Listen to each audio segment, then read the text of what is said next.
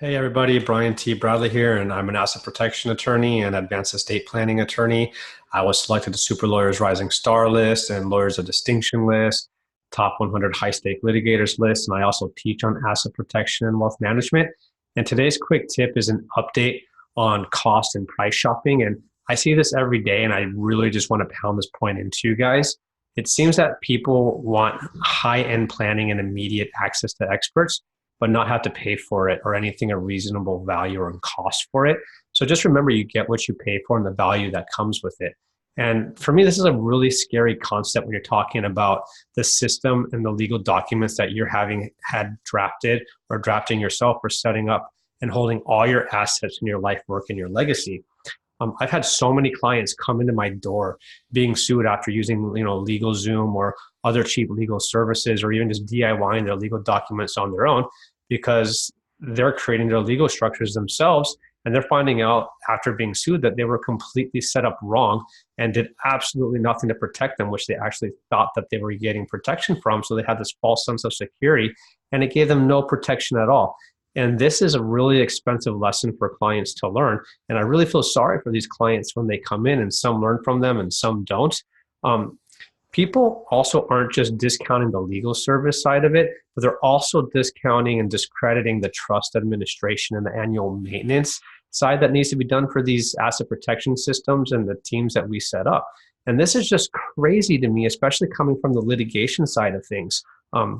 Does the DIYer think that you know how to stay in legal compliance with the IRS tax codes on this, the funding laws, how to properly fund your system, how to not overfund it or underfund the LLC, how to properly structure and connect the systems to work together and to maintain them, how to properly recharacterize assets without having to draw in fraud or fraudulent transfer laws and the timing that goes into it, how to use promissory notes and trust loans and tax analysis, along with proper plan distributions and plan reports and asset evaluations for evidentiary report documentation. I mean, I don't think so. And even if you do know how to do this, do you actually want to do that? I wouldn't want to do that if I didn't get paid for it and it wasn't my job and I'm not obsessively, doing it as a hobby. This is the value of experts to free up your time and the boring IRS tax code and compliance and legal case law compliance side of things. Then you can just be going about your normal day and doing what you do and what you're good at, finding deals. Let people like me who are legal geeks and obsessed about the law and case law and IRS coding and system creating do what we're good at. Every case law, and every client history that I've ever seen where these systems are failing is because everyone that failed was either being cheap and price shopping and getting really bad legal structures or systems set up for them that did absolutely nothing for them, or because they got very good legal service and systems set up, but then they decided to discredit it and disregard it by then DIYing the administration side on their own. And then they completely destroyed a really good system that was created for them by thinking that they can do the maintenance on their own. You really can't, because you're not an expert in that. This is not something you should be cheap on and not something that you should be DIYing your legal compliance and the trust administration side. Cheap, shabby maintenance or no legal compliance equals a weak plan that would never withstand being challenged if it was ever attacked, especially against an aggressive attorney or even a mediocre attorney or a creditor. It would crumble with IRS compliance and even possibly bring on and invite an audit, since you don't know how to maintain the system that's created for you, or even the IRS compliance. It does get very complicated. But a strong plan is going to disarm creditors and pick up even lost and unknown opportunities and tax savings and specific tax and advanced estate planning options. Does this sound like LegalZoom to you? No. LegalZoom and other online legal form providers even admit their limitations in helping you. They say point blank, they are not a law firm. They do not offer you legal advice, and they do not act as your attorney. You don't even have the luxury of an attorney-client privilege with what you tell them. They only provide self-help services and general templates.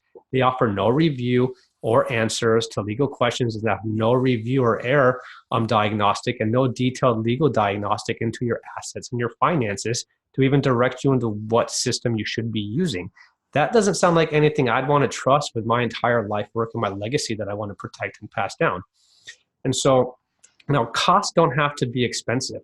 Costs should be reasonable.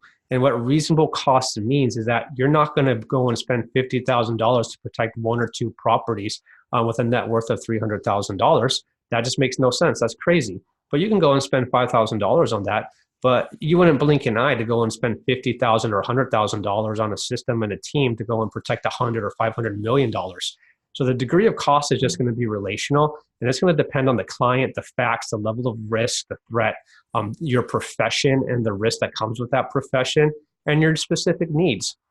Then we, the experts, start whittling down the tools that we would use just like a medical doctor diagnosing you and prescribing you medication. And so a good way to put all of this cost into perspective is just look at the car you're driving. That car really serves just to get you from point A to point B. And so, excuse me, you're telling me that you're willing to spend that amount of money on your car that depreciated in value for like 15% the second you drove it off the lot and then just keeps depreciating in value, but you're not going to go and spend half of that to protect your estate and your life work and your legacy. And so I just wanted to bring these points up to you guys. And thanks for following me and listening to me on this. And we offer free asset diagnostics. And you can email me at Brian, BRIAN, at btblegal.com.